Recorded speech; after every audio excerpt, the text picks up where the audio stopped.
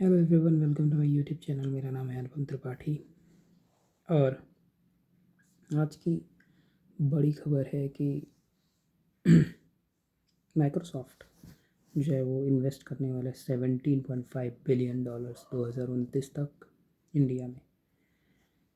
और ऐसे ही इसके पहले ऑलरेडी इन माइक्रोसॉफ्ट ने बोला था कि वो $3 बिलियन इस साल इन्वेस्ट करेंगे, जो ऑलरेडी उन्होंने कर दिया है। तो 3 बिलियन प्लस 17.5 मतलब अराउंड $20 बिलियन माइक्रोसॉफ्ट इन्वेस्ट करने वाला है इंडिया में।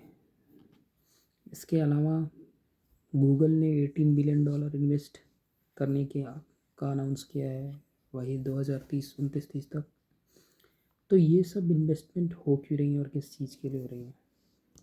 तो सबसे इम्पोर्टेंट चीज़ है कि जैसे कि जैसा कि डोनाल्ड ट्रंप ने H1B वीज़ा पे बैन लगा दिया है, तो बहुत सारी जो आईटी कंपनीज़ हैं वो धीरे धीरे धीरे धीरे यूनाइटेड स्टेट्स छोड़ रही हैं। मतलब छोड़ने की मतलब यूनाइटेड स्टेट्स में तो है ही, पर वो अपने अपने को एक्सपेंड कर रही हैं दूसरी कंट्रीज़ में। और वो एक्सपेंड इसलिए कर रही हैं क्योंकि उनको बनाने हैं डेटा सेंटर्स।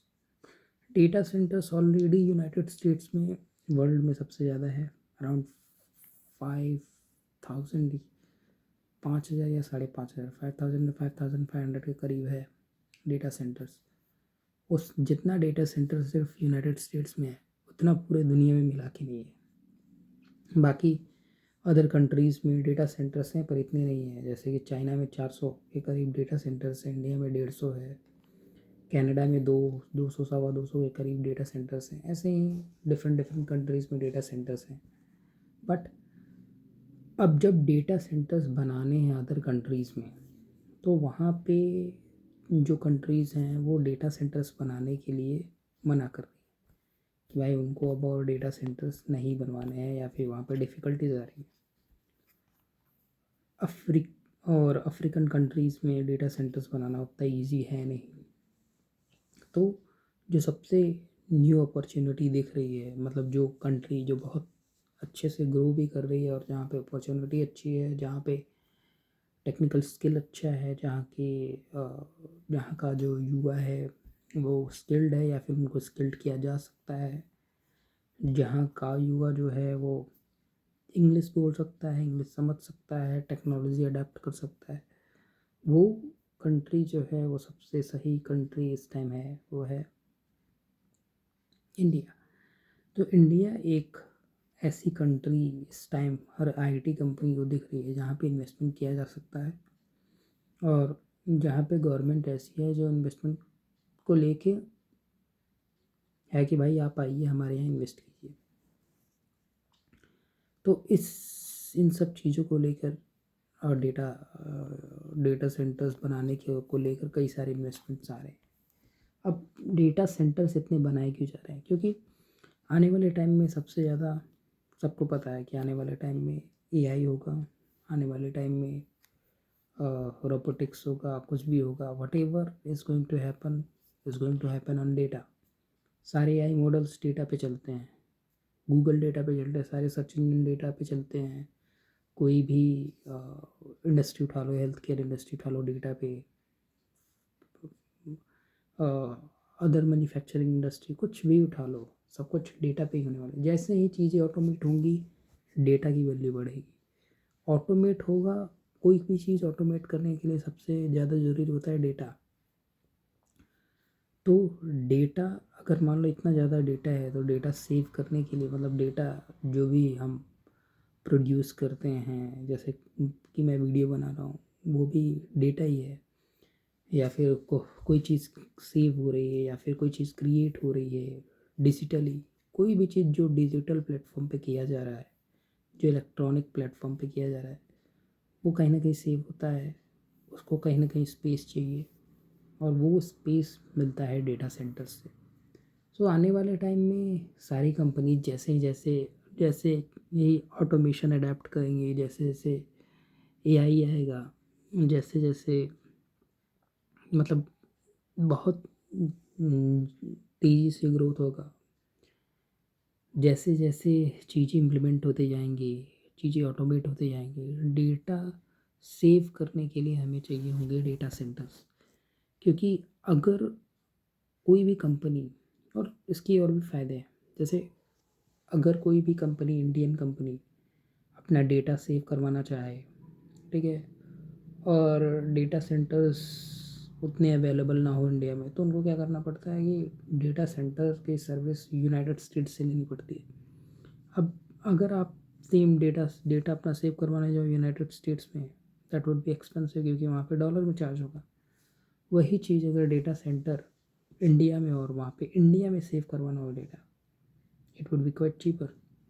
दूसरी बात, हम जैसे डेटा सिक्योरिटी को लेके भी चीज़ें होती हैं कि हेल्थ केयर से रिलेटेड जो डेटा है वो इंडिया का इंडिया में रहे, जो गवर्नमेंट रिलेटेड डेटा है वो इंडिया के इंडिया में रहे। इससे लिए इसके लिए भी डेटा सेंटर्स बहुत ज़्यादा ज़रूरी होते हैं। हमारे पास हैं 150 डेटा सेंटर्स हैं, बट जैसे ज़्यादा से ज़्यादा अगर हमारे पास डेटा सेंटर्स होंगे तो हम जितने आने वाले टाइम में ऐप डेवलप करेंगे, या फिर जितनी भी चीज़ें हम जैसे सर्च इंजन डेवलप करना है, ऐप डेवलप करना है, एआई डेवलप करना है, एआई से रिलेटेड कोई चैटबॉट बनाना है, या फिर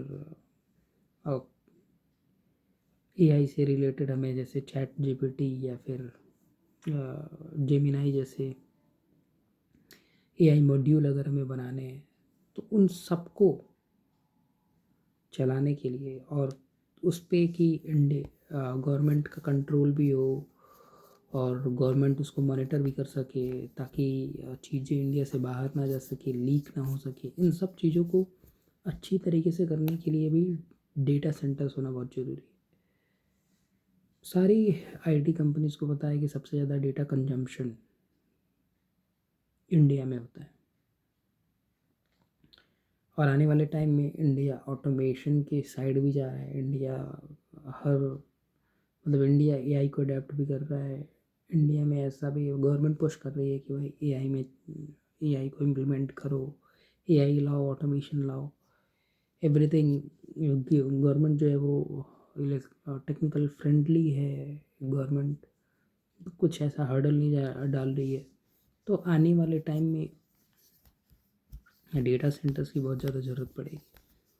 अब जैसे अगर मान लो कि डेटा सेंटर इंडिया में रहेगा, तो इंडिया की जो नेबरिंग कंट्रीज़ हैं या फिर अदर कोई कंट्री जिसको डेटा सेंटर यूज़ करना रहेगा, तो वो यूनाइटेड स्टेट्स नहीं जाएंगे। वो क्या है, इंडिया में ही डेटा सेंटर रेंट कर लेंगे, और उनको डेटा सेंटर नज़दीक भी मिल जाएगा, प्लस कम रेट पे मिलेगा।